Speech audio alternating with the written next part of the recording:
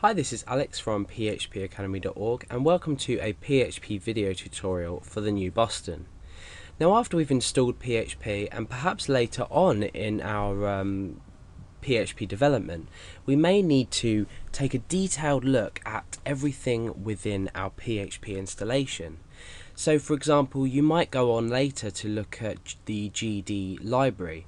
So the GD library is used to generate images using its command set. So it's an addition to PHP. It may not be included. Well, I know it's not included with the original PHP installation. So for example, if someone was to say to you, do you have curl installed or do you have GHD image installed, and you know what these are, and there's different libraries for PHP, but you needed to find a way to quickly check everything in your PHP installation and just find general information about your PHP version. For example, someone might ask you, or you might need to find out which PHP version you're using, because obviously different features of PHP work with different versions. You may have an older version of PHP which then later features aren't available, so you always want to check that you updated the latest PHP version, and you can check this also using this phpinfo function that we're going to be talking about. So to call the function is relatively simple. It's just within your PHP tags. Remember, we create our PHP tags like this. We can do PHP and then info and then 2 brackets. So this is the standard notation for calling a function. You can see that my text editor hasn't turned it blue like it normally would with other language constructs. For example, echo, you can see is automatically turned blue. This is because it's a language construct within PHP. It's something that's built in and enables something to happen when we run it.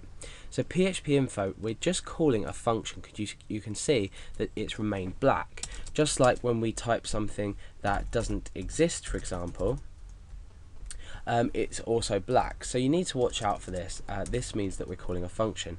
So we're calling the function phpinfo, and I've saved this in index.php. So let's go over to our browser and let's refresh and see what we get. Okay, so here you can see that we are listing a selection of data about our PHP installation. So we've got PHP version, so very top in large letters we've got the version that we're running. And if we go down, we can see different things, things that are enabled, for example, not enabled.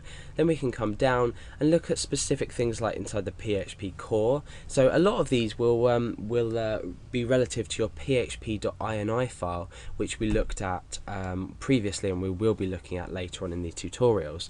So let's just go down and see what information we have. Okay, so we've got all this information. We've got information about Apache as well, the Apache environment, so that's our web server, HTTP headers information, down here about BC Maths, calendar, and just things like this that we don't have installed currently. Then we can come down to things like FTP support, GD. So for example, earlier I mentioned the GD library. You can see that GD support is enabled. We've got the GD version, which is bundled with this package, etc, etc. We've got support for different things. So you can find a lot of information out about your PHP installation by calling this function, and it generates a long list of details about your PHP installation. Now, one thing is really important. You mustn't keep a file with this function on your server. You must not have this live on a server.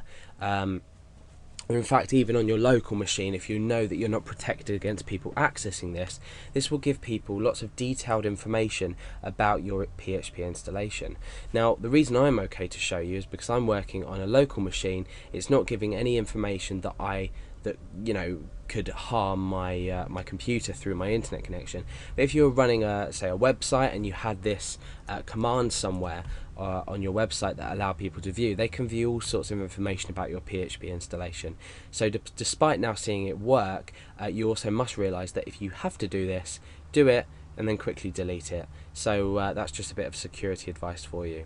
So we've run through the phpinfo function, which gives out information about your PHP installation, and obviously you can use this when you need to find out any specifics about your PHP package.